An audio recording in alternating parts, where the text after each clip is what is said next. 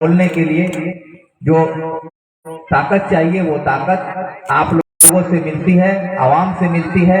और आप सब अगर हमारे साथ हैं तो यकीन मानिए, पहले भी जब भी आपके साथ कोई जुल्म हुआ है, आपको कहीं पर लगा है कि आप कमजोर हैं, आप पर प्रशासन का कोई दबाव है, समाज में कोई गलत काम हो रहा हो, तो आपकी आवाज बनकर हम लोग खड़े हो जाते थे, आपकी ताकत बन के खड़े होते थे।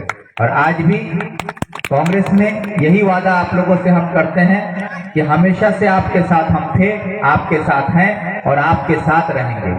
और आपकी ताकत बनकर आपके लिए इंसाफ की बात, आपके हक की बात, हुकूमत के खिलाफ आपके को इंसाफ दिलाने के लिए जो लड़ाई है वो तमाम लड़ाई हम लोग करेंगे।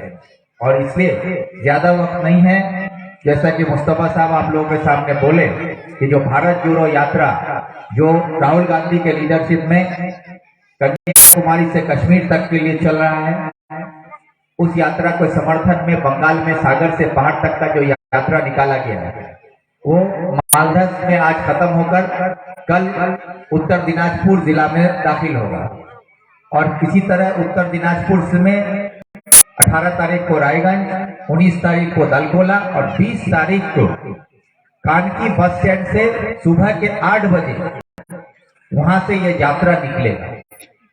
इसलिए आप तमाम लोगों से मेरी अपील है कि भाषण आप लोगों को सुनने का बहुत मौका मिलेगा, लेकिन ये एक लड़ाई है, एक चुनौती है जो पूरे हिंदुस्तान में जो नफरत फैलाया जा रहा है उसके खिलाफ मोहब्बत को फैलाने का काम कांग्रेस कर रही है। इसलिए ये नारा है कि नफरत को छोड़ो, भारत को जोड़ो। तो ये देश को जोड़ने की बात जो की जा रही है, ये गरीब और किसान को जोड़ने की बात कर रही है, पढ़े लिखे नौजवानों को और व्यापारियों को जोड़ने की बात कर रही है, माँ बहनों को जोड़ने की बात की जा रही है।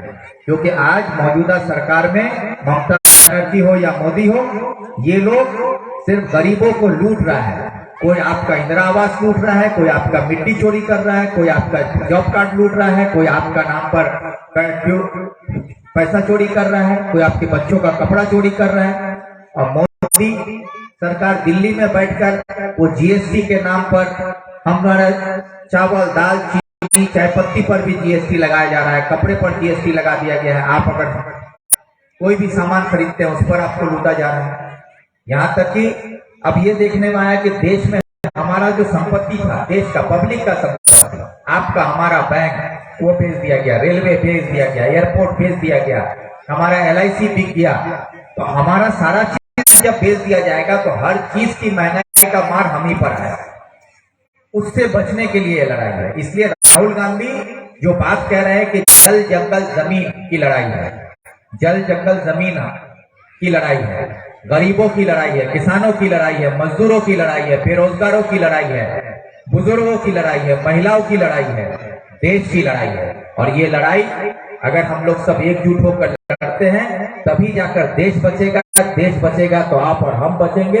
हम सबको अगर बचना है तो देश को बचाना होगा। जिस तरह हमारे बुजुर्गों ने कुर्बानी देकर देश को आजाद किया था और उसी आजाद मुल्क में आज हम लोग सांस ले रहे हैं, रूखी सूखी रोटी खाते हैं, अपने जमीन पर हल जोतकर फसल उगाते हैं और उसी से अपना परिवार पालते हैं। तो ये हक हमको मिला है, हमारे बुजुर्गों ने जो कुर्बानी दी थी उस कुर्बानी का नतीजा है कि आज हम खुली हवा में सांस ले पाते हैं, आजाद मुल्क में जी पाते हैं, अपना नुमाइंदा चुन पाते हैं, अपना वोट दे पाते हैं।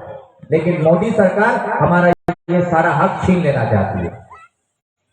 इसलिए इन सब से अगर लड़कर हमको बचना होगा तो भारत जोड़ो यात्रा के समर्थन में जो यात्रा सागर से पहाड़ तक आ रही है उसमें 20 तारीख सुबह के 8 बजे आप सब तमाम लोगों से मेरी अपील है कि उस दिन ठंडा होगा, मौसम खराब होगा, धूप होगा, छाव होगा, उससे कोई मतलब नहीं रहेगा।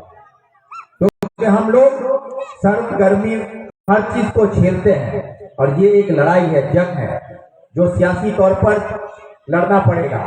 और इस जंग को लड़ने के लिए हमारा हथियार सिर्फ यही है कि हम सब एक हैं।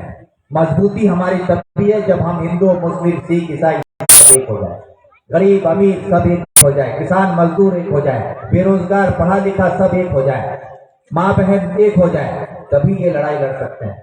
नहीं तो हमको हिंदू के नाम पे बांटा जा रहा है, किसी को मुसलमान के नाम पर बांटा जा रहा है, कहीं पर भाषा के नाम पे बांटा जा रहा है, कहीं जात के नाम पर बांट दिया जा रहा है। हिंदुस्तान पाकिस्तान करके बांटा जा रहा है, देश को टुकड़ा टुकड़ा किया जा रहा है और हम सब उसी में उलझे हुए हैं।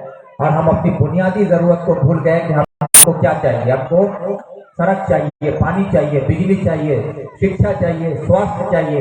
ये सब बुनियादी लड़ाई हम लोग भूल गए हैं, ताकि ये सारा चीज उठा के कॉर्पोरेट को दे दिया जा रहा है, पूंजीवादियों को दे दिया जा रहा है। आपका शिक्षा व्यवस्था पूंजीवादी के हाथ में, स्वास्थ्य व्यवस्था पूंजीवादी के हाथ में, आपका आने जाने का ट्रांसपोर्ट पूंजीवादी के हाथ में। हर चीज जब पूंजीवादियों के पास चला जाएगा तो वो आपसे जो चीज 10 रुपया का था उसका 50 रुपया वसूलेगा। तो उससे लड़ने की जरूरत है। इसलिए आप और हम सब एक होकर 20 तारीख को सुबह के 8 बजे, 20 तारीख यानी कि जुमा के दिन सुबह के 8 बजे कानकी बस स्टैंड में हम लोग फ्लैग होस्टिंग करेंगे। हमारे नेता अधीर रंजन चौधरी वहां पर पहुंचेंगे, हमारे नेता प्रदीप तो वहां पहुंचेंगे, और भी हमारे डिस्ट्रिक्ट के नेता, हमारे लोकल के नेता, हम लोग सब वहां मौजूद रहेंगे। हजारों की तादाद में लोग रहेंगे और वहां से हमारा काफिला निकलेगा कानकी होकर। हम लोग सिमलिया होते हुए, रामकृष्णपुर होते हुए हम लोग चकलिया की तरफ रवाना होंगे। तो इस यात्रा में आप सबको शामिल होंगे ये उम्मीद करते हैं। और तमाम नौजवानों से मेरी ये अपील है कि सिर्फ सेल्फी खींचने से या फोटो बनाने से कुछ नहीं होगा। अगर देश की लड़ाई में जुड़ना है तो कदम से कदम जोड़ना होगा, कंधे से कंधा जोड़ना होगा। हर नौजवान को अपने घर से रजाई के नीचे से निकलकर सुबह 8 बजे वहां पर पहुंचकर आपको इसमें शामिल होकर ताकत जुट बना के साथ जुड़ना होगा। यही अपील करते हुए आप सबका शुक्रिया अदा करके अपनी बात खत्म करते हैं।